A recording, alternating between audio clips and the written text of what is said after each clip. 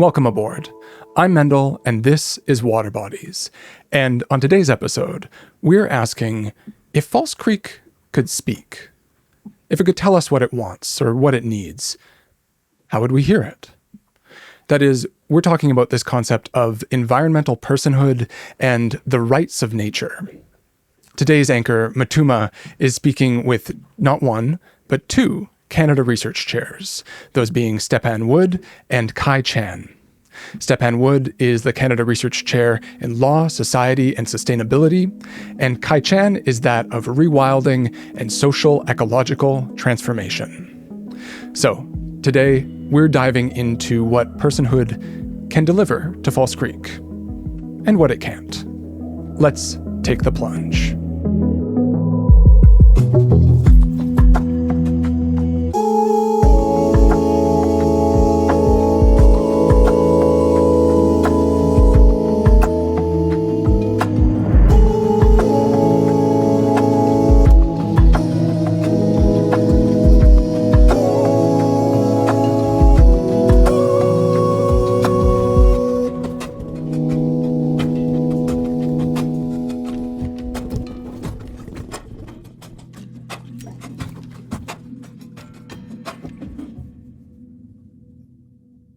Okay, awesome. Thank you so much for being here. Just to start us off, we love to sort of engage the guests and sort of ask them what their earliest or deepest relationship with a water body is. What would you say that water body has been for you? For me, I would have to say Lake Ontario. I grew up nearby, and it's really an inland sea. And it's one of the things that makes an otherwise very gray and impersonal city of Toronto very livable. And I've spent a lot of time on the shores of Lake Ontario. I used to live within a short bike ride from the lake and spent a lot of time there. I grew up there too, actually, but yeah, that's not my deepest relationship with water. Kai actually means ocean. That's not how I was named, but that's the meaning that I've adopted for it. And for me, it's the Pacific Ocean. We have family in Malaysia and in Australia. And when we came out to Vancouver when I was a boy of 7, I really fell in love with the outer wild coast, the Pacific Ocean part of it. And it's just amazing that, in beaches on the island of Australia and in Malaysia, and then also on the west coast of Vancouver Island, all places that I feel, in a sense, deeply at home. They're all part of the same water body. I would imagine that while you were somewhat developing those relationships with those bodies of water, you were probably simultaneously developing values that have come to shape your personal or professional opinions and how it relates back to the climate or environmental space. So what would you say those values have been for both of you, and how have you gone about sort of shaping those in your experience thus far? It's a bit of a loaded question. I think we're always shaping our values, in every interaction that we have. And for me, it was a combination of the sense of responsibility that my mother, I think, imparted on me. Yeah. Both a love and then also a feeling of care that we are responsible for these places that we love, and it's all the kind of really obvious things like not leaving litter and picking up the litter that others are leaving, but then also the more collective responsibilities that we have for their deeper ecological health. I would agree with all of that. And I would add reciprocity and interconnection. Those are values I learned from my parents at a really young age. And like Kai said, values evolve and change through your lifetime. And I think we're always learning about new values that we might not be familiar with. And often our values are tested. But for me, what's come to be really central in terms of my approach to living and also my approach to the work I do as a researcher is reciprocity.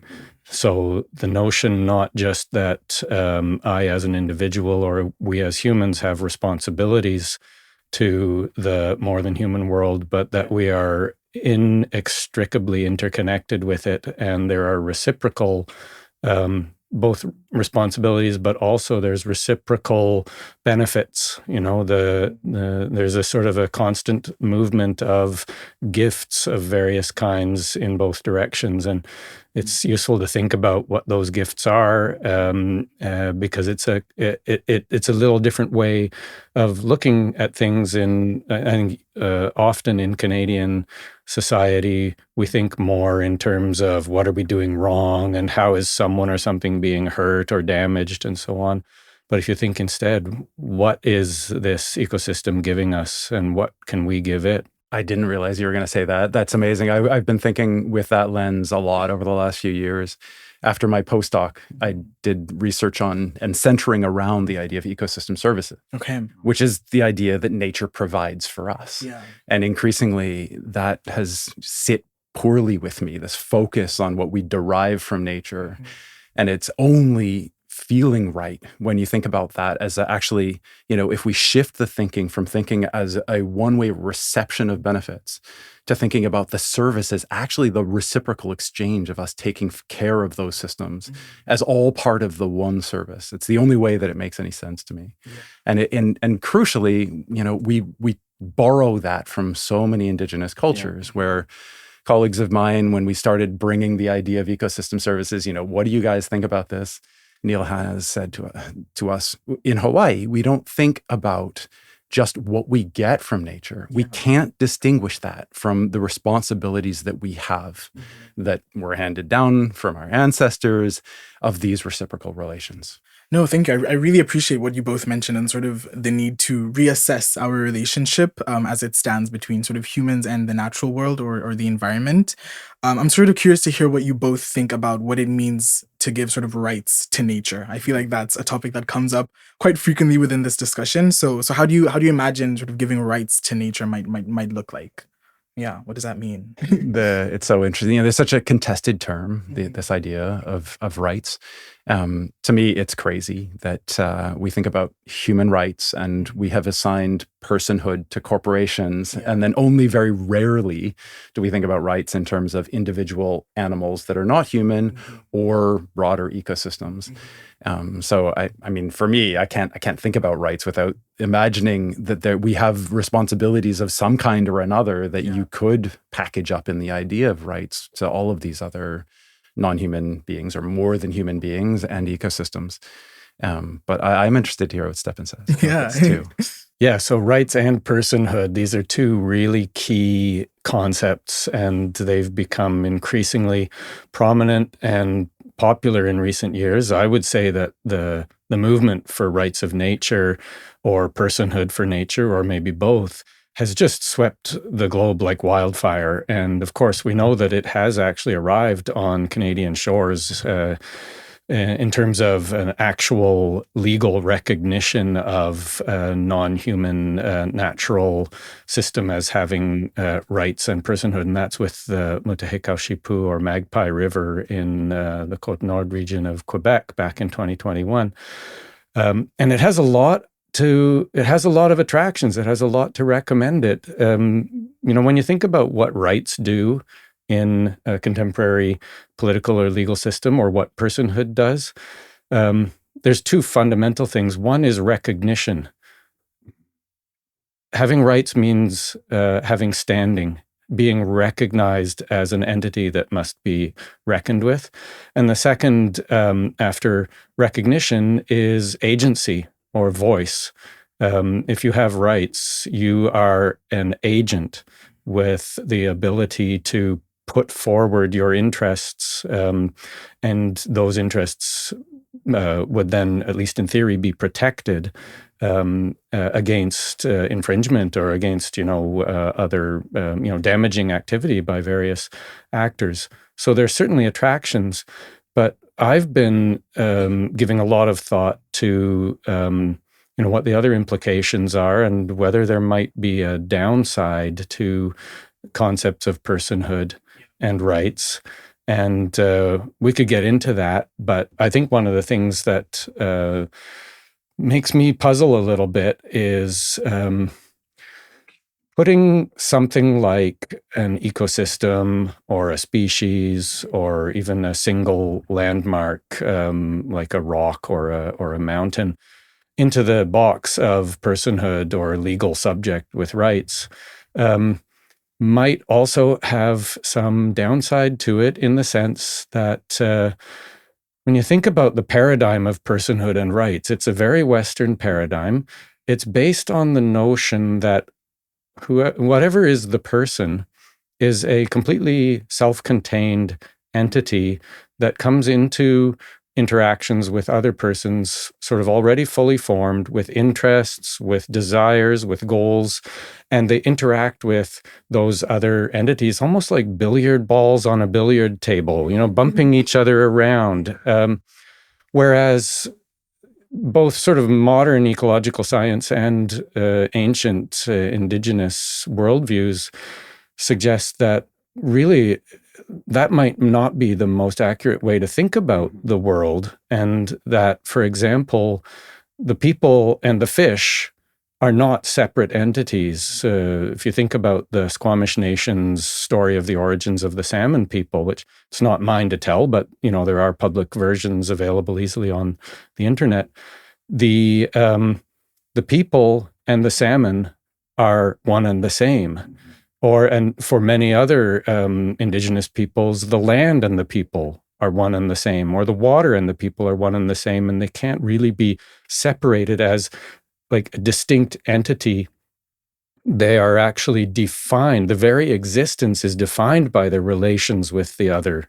So I'm going on now. No, I mean, you could never draw the boundaries around any system such that it was self-contained within without crucial interactions outside. Also true for us, like that it's a fiction in terms of how we represent ourselves, because we're also constantly in formation through our relationships with others. But, it's all the more true in the context of an ecosystem where we've got to draw a boundary where there isn't one, obviously. But that gets to the point of, since we have inherited these systems today that are colonial and Western in outlook and worldview, how do we navigate the protection of these places that we love within those systems, right? Do we pick up these tools that are ill-suited, perhaps certainly imperfect, and use them while we strive to change the deeper systems? Yeah. For clarity, and just to make sure that we're all on the same page for the audience as well, what would you sort of briefly or in summary describe environmental personhood to sort of be? Would you say that it's synonymous with giving rights to nature? Are they sort of part and parcel of the same thing? How would you define what this is? What's the concept behind this? I don't think there's a simple answer to that question. Different people have different views on this, even amongst, legal philosophers and political philosophers.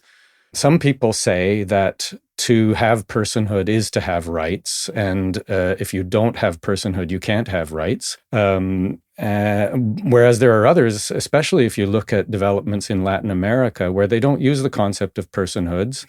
They use the concept of being a legal subject, and legal subjects have rights. But yeah, it's the relationship between the two, and even the sort of essential content of either is I think contested, but also it's what you make of it. So it'll depend a lot on, for example, how it's actually set out in a piece of legislation or in a court decision or whatever. And, it can take different forms. I'm not a legal philosopher, so I don't know how to think about it in those terms, but I think about it just as a person is an entity that can engage in relations. So with the idea of environmental personhood, there's this implicit idea that we're almost speaking on behalf of the natural world. I know there's a lot of different approaches that can be used when it comes to that idea of speaking on behalf of. So I'm curious just to ask you, how do you think that we might be able to sort of hear what the natural world is telling us? What is False Creek sort of wanting us to hear, and how might we be able to be a bit more receptive to hear some of those messages? Of course, this is a really fundamental puzzle, because we don't have a way of communicating with the non-human world through language. And so it's a form of communication that occurs at a different level. And for some, it might be metaphorical. like, the gathering of the data and sort of metaphorically saying, this is what False Creek is telling us, acidification or whatever it might be. But for some, it is literal. In particular, often for Indigenous peoples, there is a literal communication with the natural world. And your question reminded me of something that I've learned fairly recently. Indigenous peoples who live around Lake Winnipeg have been wondering for some years now how to achieve greater protection for Lake Winnipeg and how to recognize it as a sentient sort of entity with agency. And a lot of this work is being done by Indigenous women who are water protectors and keepers. And what they did that I had just read about recently, and I hope I don't distort it, but what they had done was they had heard about this idea of giving personhood to bodies of water around the world. They traveled to places like that. So the Atrato River in Colombia, the Whanganui River in Aotearoa and other places, and they gathered water from those rivers and brought back little containers of water from each of those rivers. And they went in ceremony and in prayer to Lake Winnipeg and asked it whether it wants to be a person, a legal person. And they shared the waters of those other rivers into the water of Lake Winnipeg. And they then said, we will now wait for an answer. And I don't know how that sort of, the process of getting the answer worked, but it came to the point where now within the last few months, a lawsuit has been launched in the Canadian courts in Manitoba, arguing that Lake Winnipeg has rights under the Canadian Charter of Rights and Freedoms, and those rights are being violated by the way that, Lake Winnipeg is being degraded. So there's some kind of a process there where the lake is being listened to and answers are being derived in terms of what it wants. So that's just one example. I think of this in terms of relationships, because as we said earlier, with personhood, it's not exactly a perfect fit for how systems work, right? Systems are just these evolved relationships, not relationships that just happen like with billiard balls that were formed separately, but relationships that evolved through millions and sometimes even billions of years, right? And so the process of listening to False Creek is not a process of listening to somebody separate who has a voice, but it's to attending to the relationships as they are and in the context of how they were. And so it involves those various pieces, right? It involves the putting together of the data and it involves the understanding of those relationships through the lens of the traditional carekeepers of these places. And questions about like what is making sense to us given that, as long as we're doing that through a lens of relationships and not just instrumentality, right? Not just like what's good for us in terms of profits, right? Which is like just reducing False Creek to a means to an end. As long as we're considering that body of relationships is also an end in itself, then I think we're still listening in the sense of trying to speak for False Creek. Thank you both for sharing that. I think part of that process of almost giving personhood, but almost valuing how much is in False Creek might lead us down this path of almost assigning economic value to the different aspects, especially the abiotic aspects or even the biotic factors of life in False Creek. So how do you think sort of framing environmental personhood with sort of those economic aspects in mind might take away from its intrinsic value? I don't think there's any reason why you have to frame it in that way. I think there is a real danger in thinking that everything can be commodified and, given a dollar value. So I try to resist against that kind of economic mindset. But, the examples we've seen around the world don't take that approach, at least, the ones that I'm aware of. Te Urewera in Aotearoa, New Zealand, which was a national park and is now a person. It's a forest ecosystem in the North Island, around the center of the island. It is actually the heart of the great fish of Maui, that was fished up from the sea. But in any case, the approach that they've taken is quite contrary to any sort of economic calculus. And actually, that relates to speaking for, because in that context, Te Urewera is a person, but it has a board that speaks for it, that acts for it. And the board is, of course, made up of humans, representatives of the Tuhoi people. And I'm trying to remember if that's the one where it's equal Maori and Crown representation, or if it's all Maori. But sorry, I don't have that at my fingertips. But in any case, one of the first things they did was to develop what they call a management plan for Te Urewera. And in that, the approach that they take is that we can't manage the environment. The environment is much bigger than us and much more powerful than us. We can manage people and how they interact with Te Urewera. And another thing that they put into that was that the people are the children, and Te Urewera is like the parent. And the whole thing is sort of organized around the type of duties and respect that a child owes to its parent. I think of money as being only a means to an end. And if that is true, then it never makes sense to use monetary values to direct what we do, right? Because they can't tell us what is a good thing to do, because we're missing the whole point, right? So we can recognize that we would invest in the future of False Creek because it's the right thing to do, because it engages in relations that we want to be a part of. Yeah. If we can also calculate, because it's helpful towards that end, that actually it would also happen to have some benefits for some people that were otherwise unrecognized, that can be a useful part of it, as long as we don't mistake the reason for why we're doing that. In this context of False Creek, if we were to imagine a situation where False Creek then would have sort of this legal set of rights and can be viewed as a legal entity, what implications might that open up for False Creek, especially given the amount of community members and stakeholders and environmental issues that are affected to affect this space in the next couple of years? Well, many, but I think we're getting ahead of ourselves. I think a prior question that you have to ask yourself is, how do you approach this subject in the context of settler colonialism and being located on occupied, unceded territory?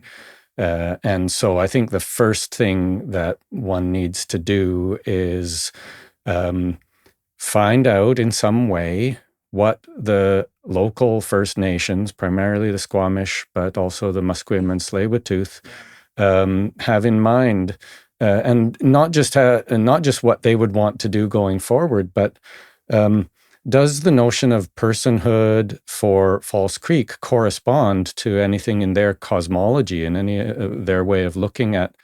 Was False Creek recognized as a relative, as a transformed ancestor, like some landforms are? For example, some of the Gulf Islands for the Saanich people are transformed ancestors. I haven't seen anything to suggest that, but of course, this place was very important and remains very important for all three of the nations for fishing. There is, of course, Sanak just over that way, the Squamish village, and herring, both herring and shellfish beds, just outside in the, I guess, beyond what is now Granville Island and around Kitsilano Point. So what were the relationships there? Did or do they view the water body itself as an entity that they relate to, or would it be more the species that live in it, whether plant or animal, or something else altogether, and then go from there? Thanks. I'm curious to hear if you have any thoughts, any opinions on that. I wouldn't orient that conversation around personhood. The way that I think about it, personhood in this context is kind of a useful fiction, perhaps, for what we want to do. It's not. I don't think the kind of philosophical argument is the one that is going to win people over. It's more the pragmatic. Mm-hmm. It's like if recognizing the personhood of False Creek is what the Squamish and Musqueam and Tsleil-Waututh nations want to do, and if others can also rally behind that. Mm-hmm. As a way to protect this place and to rejuvenate it and make it something that feels whole and also collectively ours. Well, that's great, but if it isn't personhood and we can do that some other way, I'm ambivalent myself. But how do you imagine we might be able to sort of start changing people's perceptions and attitudes towards some of those pieces? Well, I mean, there's lots of different ways. I think in this area, there's a lot of trial and error. And there's just a lot of room for trying things and seeing how they work and trying other things. I'm not even sure that the most effective steps would be at the level of legislation or policy. I think you've got to change hearts first.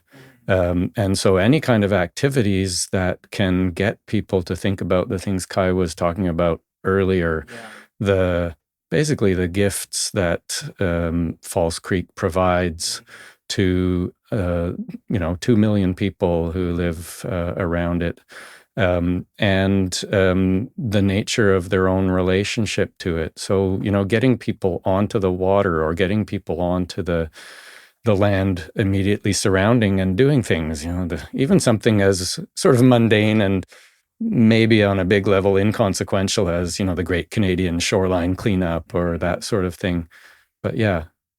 I think we can help folks to imagine. I think that that's an important part of it. I think that so many folks already do love False Creek, but they love it in a superficial way, right? Yeah. False Creek is just that shimmering body of water that, there's no sense of what happens beneath the water, let alone attachment to it.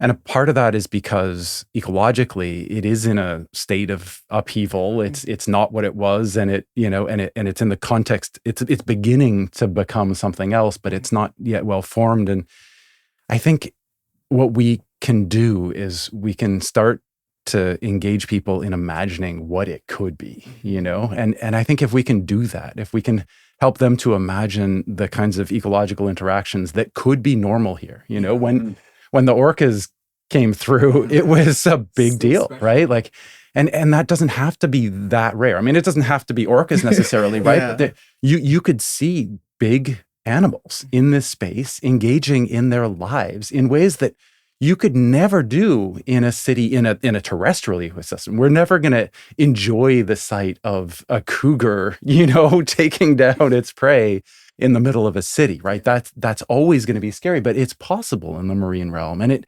I think just to spark people's imaginations of being able to go about their business and also have that right there, right in view, where you can swim in the same waters. And actually, it's not that scary with seals and sea lions and porpoises and, perhaps even the occasional orca. That I just think that can touch people in a very visceral way that could start to galvanize the action that we need. There's two things that have crossed my mind. One is that with False Creek, especially as a body of water, compared to many other bodies of water around here in the Lower Mainland, there's a real disconnection from the water for the people who live around it, because there's not a single open stream that runs from the land into the water. Yeah. I've become really interested in daylighting of covered streams. I don't know if that's something that could be done in such a heavily built up area, but cities like Coquitlam and Port Coquitlam are thinking about daylighting covered streams.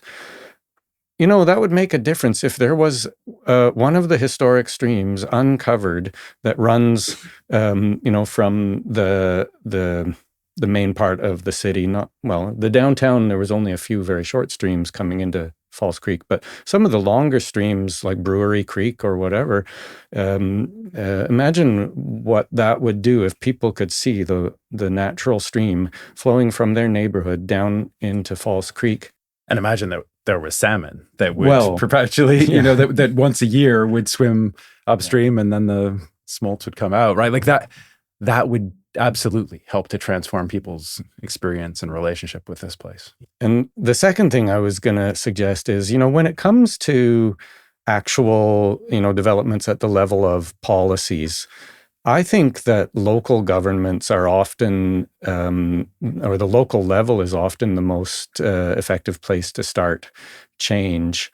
Certainly in the United States, that's where virtually all the action has been on rights of nature. There's dozens of municipalities and tribal governments in the US that have adopted local laws recognizing either specific ecosystems like rivers and water bodies, or just nature generally as subjects that have rights that citizens can enforce in court. And so, local city governments could be a place to start, but also the local First Nations, they have their own decision-making processes, band councils, and so on. In the US, tribal governments, which are sort of like the analog to the band council under the Indian Act in Canada, have been very active on this front. And also the one Canadian example from the Magpie River is actually an example of collaboration between a municipal and a First Nations government, where each of them adopted resolutions, the operational provisions of which are identical, but the context about like why we're doing this is tailored, to each one separately. No, yeah. Thank you both for those responses. I think something that I was able to pull from what you both shared was sort of the idea of wildening almost False Creek, and bringing back a lot of aspects of the natural world and wildlife to the city and sort of its proximity to here. Maybe I could forward this question to you, Kai. What does sort of that wildening of False Creek look like? And how do you think it might intersect with that idea of personhood? We call it rewilding, but Okay, feel free to call it yes, anything. It doesn't matter. I mean, like I said, that's just a we, not an everybody. Different people have different names for it, but I think there's lots of different possibilities. We think about daylighting streams and the way that could increase that connectivity between the land and the freshwater, and then False Creek. And I think that would be a crucial step to bring it back to anything like the historic relationships, because this place wasn't anything like how it is now. It was more of a kind of a mud flat and an estuary and a slough than it was this body of water that has very discrete concrete lined sides, right? So that would be crucial. But I think about it in terms of the restoration of shellfish as well, shellfish populations, as well as perhaps kelp. And both of those steps would be crucial to provide the kind of habitat that would be necessary for the marine invertebrates to come back in abundance, as well as the herring and the bigger fish. In particular, those bivalves, the mussels and oysters, they're really crucial in these contexts. They, in so many bays and sounds and estuaries, they have historically provided a crucial role in recirculating water, in cleaning that water in a sense, as they're feeding, right? They're filter feeders. And so they're taking out both particulate matter as well as living organisms, bacteria and microalgae and zooplankton. And in that process, they're preventing some of our human derived pollutants from causing problems, right? So when we have trouble with water bodies, often it's because there's an overgrowth of either, a form of microalgae or a macroalgae, that's because there's too much nitrogen and phosphorus in the water. And if you have these really large populations that historically were in almost every sound and estuary around the world, right? So to the point where you would have feet or even meters deep of oysters and mussels in many parts of these areas, and then plus abundant populations of clams buried in the sediments. And all of them are working around the clock, filtering the water, right? And so in so many of these places, we come into them with this imagination that the problem is just the right now kind of pollution that we're putting in those places, without a recognition that actually, in a sense, the problem began when we took out all of those filter feeders, right? When we took out the natural filtration systems for those places. And the thing is, it's hard to bring them back in that kind of abundance, because initially those waters are too polluted for them to really take hold and do well, right? So it takes a sustained effort to get over the hump where they can really thrive. And then once you get there, then you have this self-sustaining system that it acts much more like these waters would have. Yeah. No, thank you so much for that response, Stepan. Would you have anything to add on to that?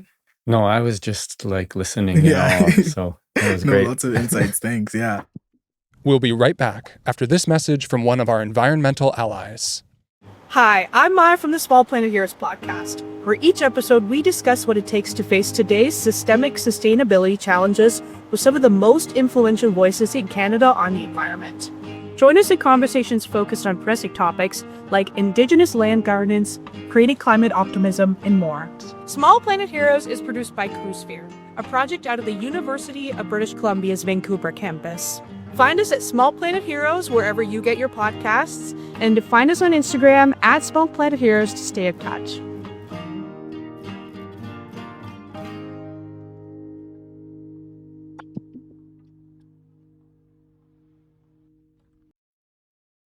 It's quite clear that there's a lot of economic activity that's happening around False Creek, in False Creek, by False Creek, and it's sort of become this hub for a lot of stuff that's happening in Vancouver. So I'm curious to hear what your opinions are for the both of you in terms of how we can manage the environmental demands for what's needed to take care and preserve and rehabilitate False Creek, while also recognizing that there's a ton of economic activity that's happening here that's crucial for the sustenance and development of Vancouver. So how might we be able to sort of balance those two? I don't really think they're that much in competition here. I think that that's one of the benefits that we have in False Creek is that we're actually quite isolated from the major industrial centers of the region, right? We don't have the port operating here, right? We don't have the big vessels that are coming in. We don't therefore have the need to maintain a deep bottom that is like constantly in being dredged, right? We don't have the inflow of pollutants that we would have in those scenarios. And so I actually don't think it's going to be that hard to reconcile. And rather, I actually think it's going to be quite feasible to align them, right? So that the businesses realize some of the benefits of making this a more attractive place that has this mystique, that brings more people to enjoy this place that is not just blue and serene, but is dynamic with life.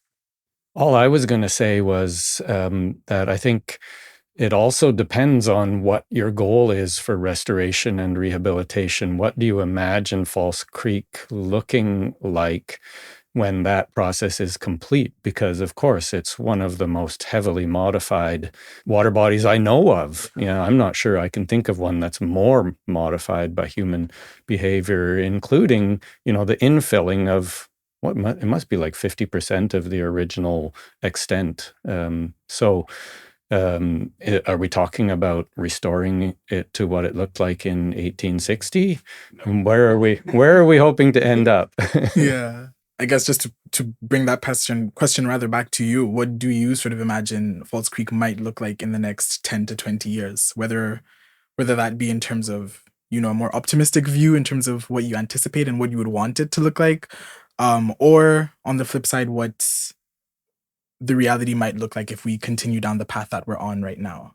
This is where it's so important to hear from the local nations, right? Like I'm even hesitant to take shape to what I hope, because really what I hope is that the local nations are sufficiently involved that they have a vision that we have some role in, you know, that where we can join together to help to bring that about.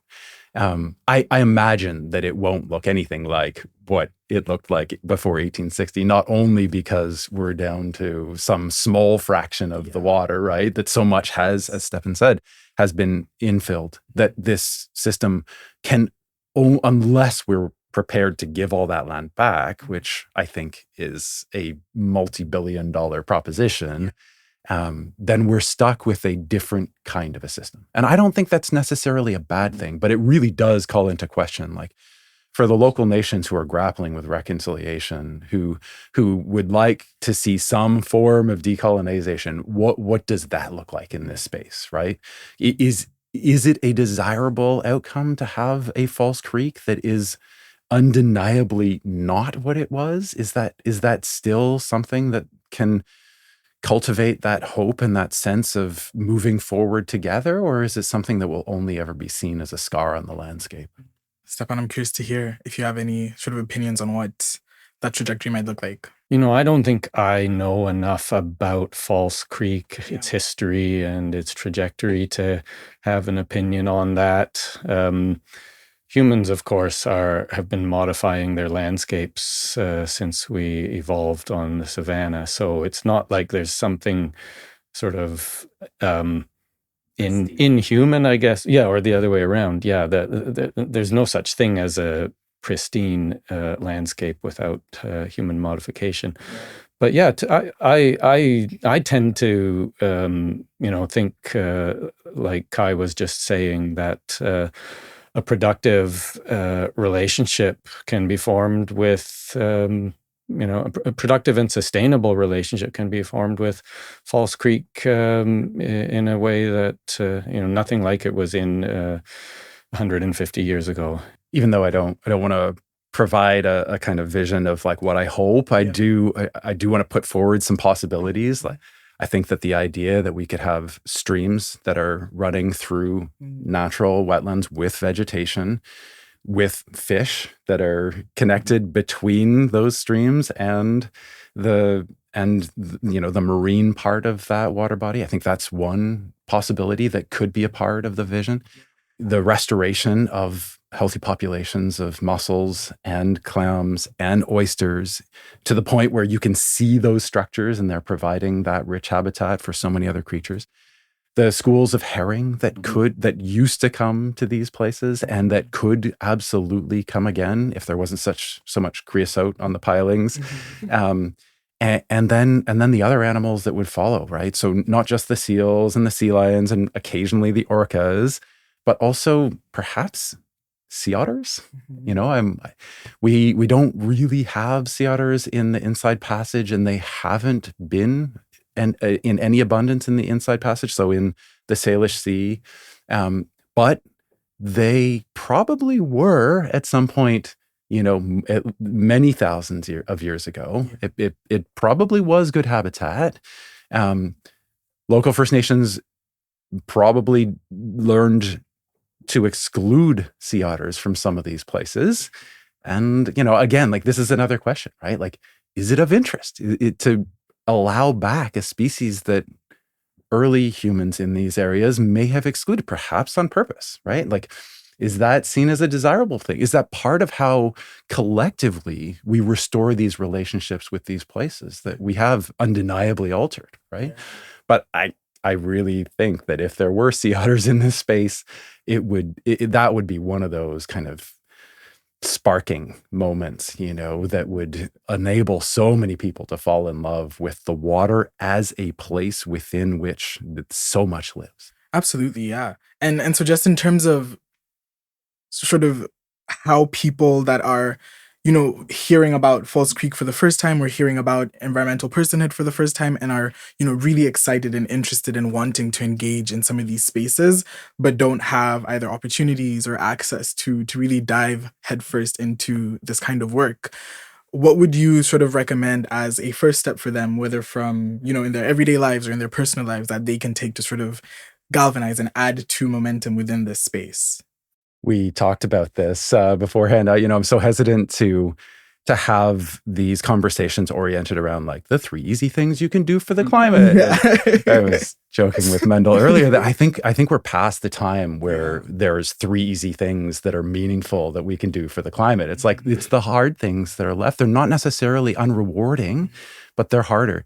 In this space, I feel like it's upon us to make it possible for the 2 million people to actually put their weight behind a proposition. I think we're at the stage where, for those that are really excited about the ideas that we've discussed, that False Creek Friends can find ways to work with them. And I personally am interested in this idea of a symbiotic city, and we're starting to build a research project around that, where we're engaging little groups of citizen scientists or community-based scientists, and not just as scientists, but also as activists, in a sense, in terms of transforming these local spaces and our relationships with them, whether that's through how wildlife are fed, or whether it's through monitoring nest predation, or what have you. So if folks are interested in that idea, then I would love to hear from them. They can contact me at kai.chan@ubc.ca, and we'll find ways to work together to make it easier for the 2 million folks to put pressure towards some of these more optimistic visions. Yeah. For myself, so I'm an academic researcher like Kai. What I've been doing is pursuing and developing relationships with a coalition of BC First Nations and mostly BC-based environmental organizations to explore in a kind of a community-based way what the idea of rights of nature or personhood for nature, what it offers to Indigenous communities in BC, if anything, and how they want to position themselves kind of in response to this wave that is sort of crashing on the Canadian shores. Do they want to surf it? Do they want to build a taller seawall to keep it out? What do they want to do? And so, we're working with First Nations organizations on the North Coast, in the interior, on the island, and in the Lower Mainland, who have been, and are dealing with or encountering ideas like this from within the Indigenous communities, but also from non-Indigenous neighbors who are saying, gosh, this body of water needs rights, or this mountain needs rights. So just building those relationships and having conversations at the levels of community and leadership about whether those ideas resonate with them, and how to move them forward in a way that doesn't just sort of transform the human nature relationship, but also transforms the settler-Indigenous relationship by recognizing and revitalizing Indigenous law and Indigenous jurisdiction. It seems like there's a lot of stuff that you're both involved in on the grassroots or local level to sort of galvanize support for this idea and some of these processes. I'm curious to hear if there's any obstacles that you've encountered so far that are, impeding this process a little or delaying things along the way. I'm seeing some reactions already. Maybe I can pass it over to you. No, it's just like smoothly Smooth unfolds sailing. exactly as planned all the time. Yeah. But that's like, no. I was going to Ideal say situation. the entire legal and political system. Yeah. So, we have a legal system that does not recognize non-human beings as moral agents and part of our same moral community. It recognizes them as property to be owned and resources to be exploited. So that's a huge obstacle. You also have the interjurisdictional sort of spaghetti ball, right, where you've got multiple overlapping jurisdictions, federal, provincial, municipal, and also First Nations, and you've got some very outdated sort of legal frameworks like the Fisheries Act and the Indian Act and various other things like that. So you encounter obstacles every day. It's almost like you're trying to construct an entirely different structure, being completely within the midst of an existing massive superstructure. Yeah, exactly.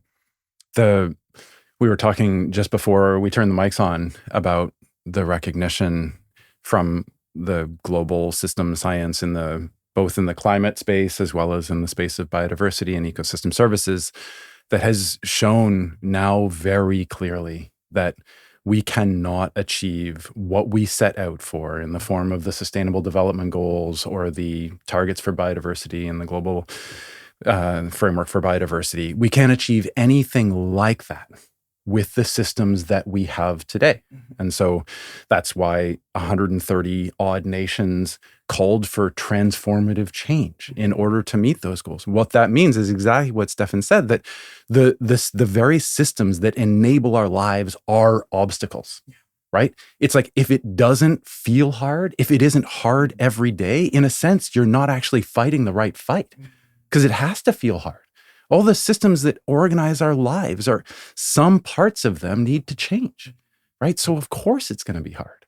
No, that's really insightful. And so how are you sort of dealing with that? How are you grappling with the urgency of the matter, the bureaucracy, the systems? How do you still find a way to make some kind of an impact or movement within that space?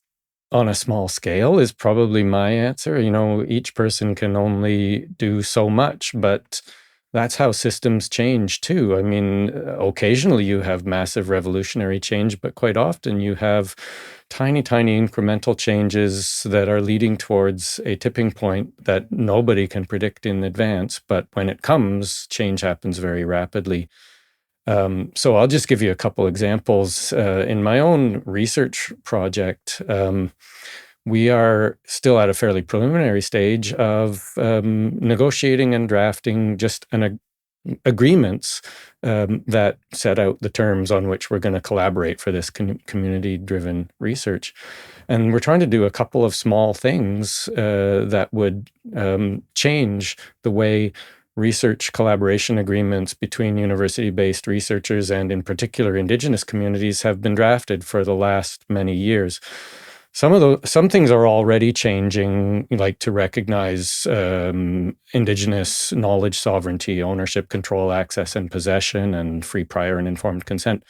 But a couple of things that we're trying to do that we haven't seen anybody do before is, number one, in the agreements themselves, for the parties involved to recognize that the non-human beings are not objects that we are investigating. They are partners in the research and they teach us. So that's one small change. And another is, if we're serious about recognizing and revitalizing Indigenous jurisdiction, contracts usually say what law they're governed by. There'll be a clause in them that say the interpretation of this agreement will be governed by the laws of British Columbia and Canada. We say, hey, if we're taking this stuff seriously, let's put in a clause that says, this agreement will be governed by the Indigenous laws of the host nation. And if we don't know what those are, we'll take guidance from the elders. And we'll also agree that if we have disputes, we will submit those to resolution in accordance with the protocols of the nation.